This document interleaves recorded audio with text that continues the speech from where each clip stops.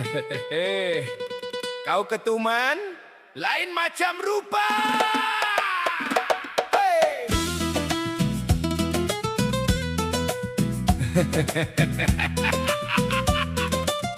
Yeah!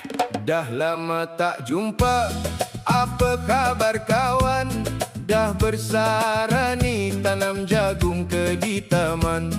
Dulu rambut hitam, sekarang putih macam awan. Jalan pun dah perlahan, tak boleh lagi nak lawan.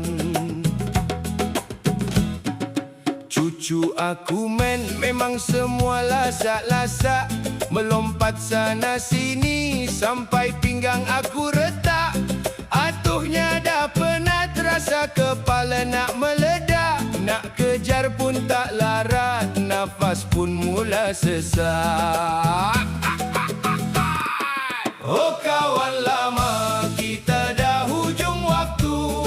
Dulu kuat lari, sekarang lutut rasa kaku. Dulu makan kambing, sekarang makan bubur satu. Gigi pun dah hilang, tinggal gusi tunggu waktu.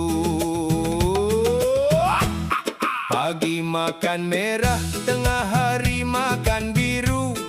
Ubat dalam botol, dah macam kedai jamu. Sakit lutut ada, darah tinggi pun dah serbu.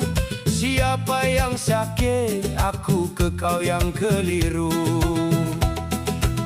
Siapa lagi yang sakit? Si Pendi dah tak larat, duduk atas kerusi, satu balang penuh ubat. Kita ni yang tinggal kena jaga-jaga sifat.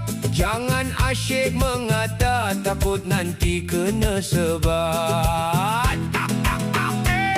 Bila ingat mati, hati rasa berdebar. Kawan-kawan sebaya, ramai dah masuk kubur. Amal belum banyak, dosa masih berkibar. Moga hari akhirat kita tak jadi bubur. Dalaman, aku nak balik makan ubat. Nanti bini bising, katanya aku dah lambat. Bekalan akhirat, jom kita cari cepat sebelum malaikat datang bawa kita berangkat.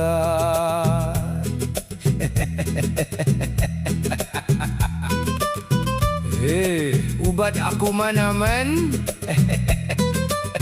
Aku dah